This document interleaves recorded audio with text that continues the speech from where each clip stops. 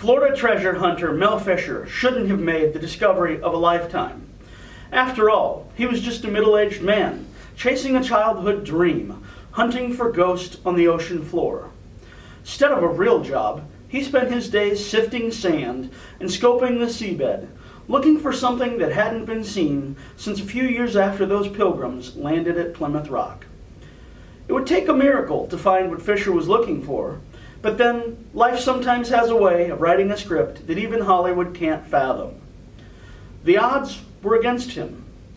How could he find what the shifting sands had covered, as the days became weeks, became months, became years, became decades, became centuries? In 1971, his persistence paid off when he and his divers found the first piece of a puzzle that would take many more years to come together. And just like any good Hollywood script, this story, his story, was full of challenges.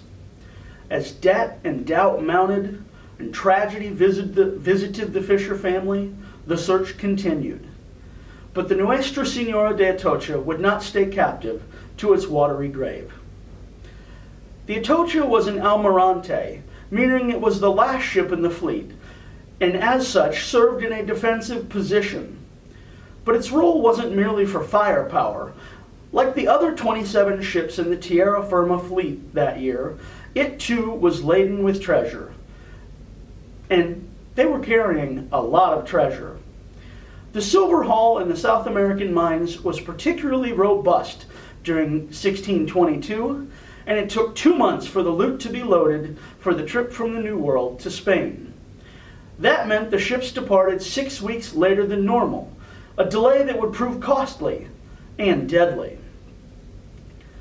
For the longer it took to load the ships, the later into hurricane season the travel began. And so it was a hurricane on September 6, 1622, that explains why we know about the ship to this day. The wind and rain overpowered the wooden vessel, which groaned and strained in the storm before being sent to its final resting place. The Atocha sank in 55 feet of water off the coast of the Florida Keys, and the weather and water depth hampered salvage efforts so that most of the treasure could not be recovered.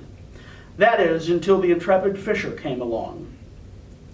It took another 14 years for Fisher to bring the bounty back from the past, a saga that came to a conclusion of sorts in 1985. The treasure was enormous, 100,000 silver coins and 1,000 silver ingots or bars. And the treasure was so great and the story so fantastic that this helped cement the Atocha as one of the most famous shipwrecks in all of North American history. From time to time, Atocha treasure comes up for auction, and several pieces starred in Daniel Frank Sedgwick's May auction of treasure-related items and other world coins. One of the highlights was a silver ingot, a bar weighing nearly 83 pounds and 8 ounces. The ingot realized a hammer price of $55,220. Another highlight, another Atocha artifact in the auction, was a famous gold and red coral rosary that once appeared in National Geographic's coverage of the fantastic wreck. This unique piece of bling sold for a staggering $72,500 hammer price. Of course, not all Atocha treasure is that expensive or rare. We found an online Atocha store selling 1-ounce silver medals made from silver recovered from the wreck, selling for about $100 each. This silver had been paid to divers who helped recover and locate and recover the wreck, and they commissioned about 4,000 of the medals.